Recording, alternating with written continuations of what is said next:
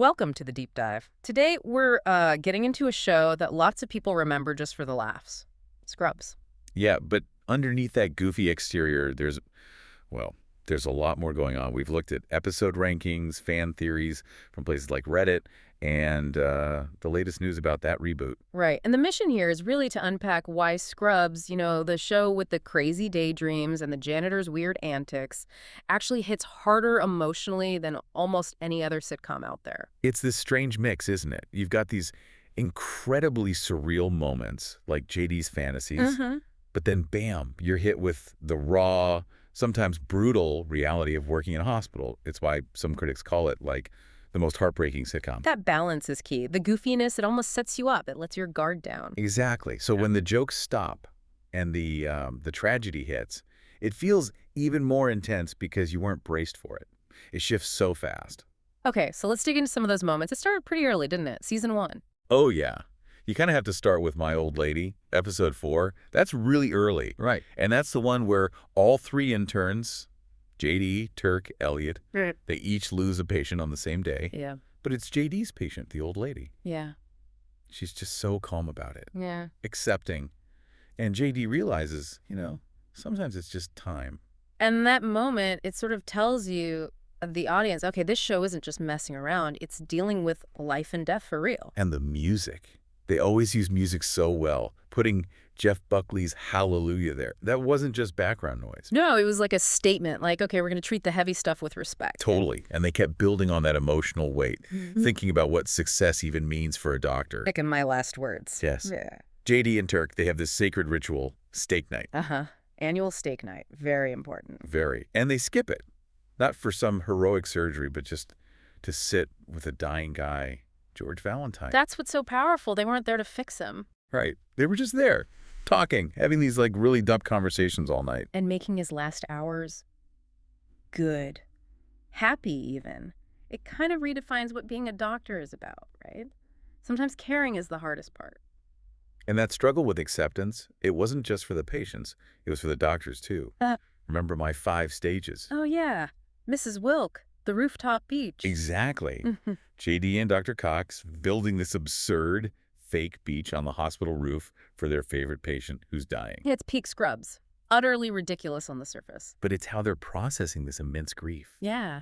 using silliness to cope with something Yeah, and devastating. a show is also really good at pulling the rug out from under you unexpectedly. And not just with the main characters. You mean like with Kelso? Yeah, exactly. That analysis we looked at pointed out how they subtly humanized him sometimes. Right, my jiggly ball. Season 5, Kelso's usually just the heartless budget guy. Pure antagonist, yeah. And he cancels funding for some experimental cancer treatment. Classic Kelso move. But then, when the patient dies, you see it on his face. Just for a second. He's actually upset. Yeah. It's this tiny crack in the facade. Shows he's not just a caricature. There's a cost to his decisions that he, sometimes feels. It's a small beat, but important. But if Kelso's humanity was subtle, Dr. Cox's, well, that often came out kicking and screaming. Usually prompted by someone unexpected, too. Like that EMT subplot, Denise Lemon. Oh, God, yeah. My last chance. That was rough. Cox is just having a terrible day, and he absolutely lays into her. Tells her she's annoying because she never shuts up about her kid. Just unleashes all his cynicism. It's really cruel. And then the twist lands like a ton of bricks. Her son's dead. He's been dead. She talks about him to keep him alive in her memory. Cox. Yeah. He's forced to confront what he did. He actually has to apologize, connect with her, introduces her to his own son, Jack. It's like the show used these side characters to force the main guys, especially Cox, to deal with their own stuff. Definitely. And all these moments, particularly the ones involving Cox, it leads a lot of people to argue. Maybe he's the real main character, not JD. It's a strong argument, actually. JD's our narrator, our window in. But Cox, he's the engine. John C. McGinley just anchored that show. Everyone orbits around him, develops because of him. He's the standard. And he knew the weight of that. Yeah. Remember back in season 1, My Balancing Act? Yeah. JD basically says, I want to be like you. And Cox just hits him with that line. Do you understand that? I just barely want to be like me. Yeah. Oof. That just nails the burden he carries, the cost of being that doctor. And that internal pressure, that weariness, it eventually leads to his big breakdown, right? My Lunch, season 5. Oh, My Lunch. Universally seen as, like, a high point of the series, maybe the high point. It's pure professional tragedy. Cox does everything right. Everything by the book. With those organ transplants from Crazy Jill. Right. And 3 patients die anyway.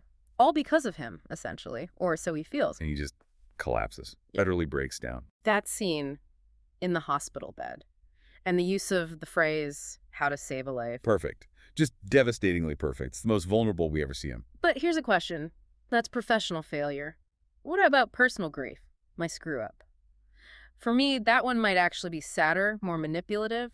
What did the analysis say about how those two compare for fans? That's a really good point. My Lunch often ranks maybe a tiny bit higher in lists because it hits his identity as a doctor, which is so specific to the show's setting. Okay. But My Screw-Up, yeah, that's the ultimate personal gut punch. Yeah. Season 3, his best friend Ben dies. Ben Sullivan, Brendan Fraser, great character. Great character. And Cox's grief is just overwhelming. He literally can't process it. So he hallucinates him for the whole episode. Right. And McGinley plays it so well, you, the viewer, you almost buy it too.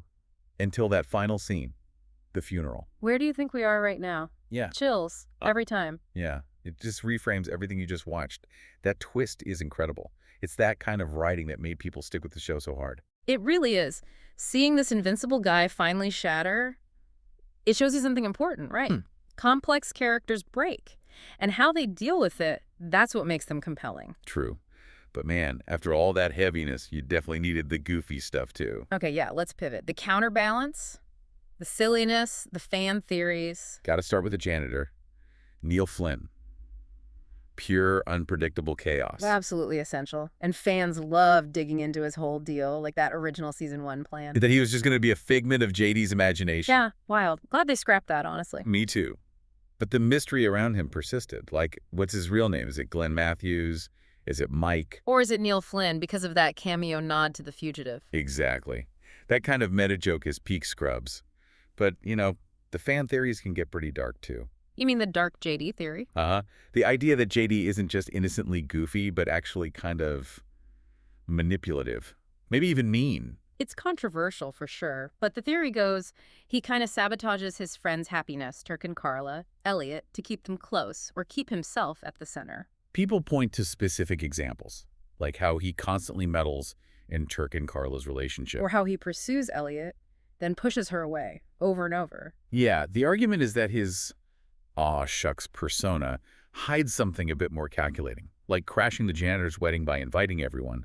Was that really an accident? It definitely makes you rewatch certain moments differently, questioning his narration. But then again, there's the fact that JD is based on a real doctor, right? Dr. Jonathan Doris. Who even showed up in the finale. Yeah, Yeah. that kind of grounds the character. Suggests the weirdness is maybe just internal JD coping stuff, not malice. Right. But whether he's dark or just goofy, that mix of serious drama and like yelling EGLE, it's tied to him being young. Which brings us squarely to the reboot. Yeah, the future of Sacred Heart. It's confirmed. ABC ordered it, aiming for mid-season 2026. And the core cast is back. Zach Braff, Donald Faison, Sarah Chalk, Judy Reyes. And crucially, John C. McGinley. Cox is back. Seeing that reunion photo was a big deal for fans, but it sounds like it's not just going to be season 9 part 2. No, the sources say it's tackling the modern medical world. What decades in that system do to someone like JD? And Zach Braff himself was really clear about this. He apparently made it a key demand. Yeah, he said something like, I cannot be a 50-year-old doing the same things. I have to be older. I have to be more mature. So the angle is JD at 50 kind of beaten down by the system. That's interesting. It is. It means they have to change the tone, right? Yeah. You can't really sustain that frantic, daydreamy energy if the character is genuinely older and worn down. But we should also note who's not confirmed back, at least so far. Ken Jenkins as Kelso. And Neil Flynn as the janitor. Yeah, that's significant. The hospital dynamic won't be quite the same without those two specific brands of antagonism. For sure. And that ties into the fan concerns we saw online. People agree JD needs to grow up. He can't be the, the immature asshat he sometimes was. But they're worried.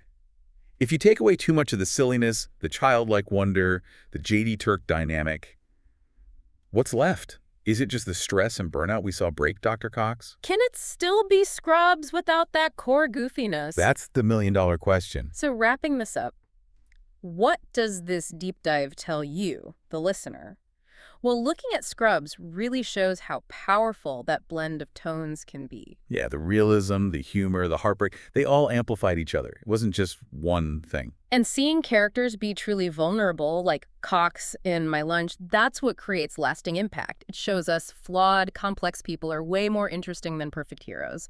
That applies way beyond TV. Absolutely. Flawed characters are relatable characters. Which leaves us with the final thought for the reboot. If JD has matured because he's beaten down by the system, does that mean the show loses that raw emotional core that made episodes like My Lunch or My Screw Up so powerful? Or could this new, older, perhaps more cynical JD unlock a completely different, maybe even deeper kind of drama we haven't seen yet?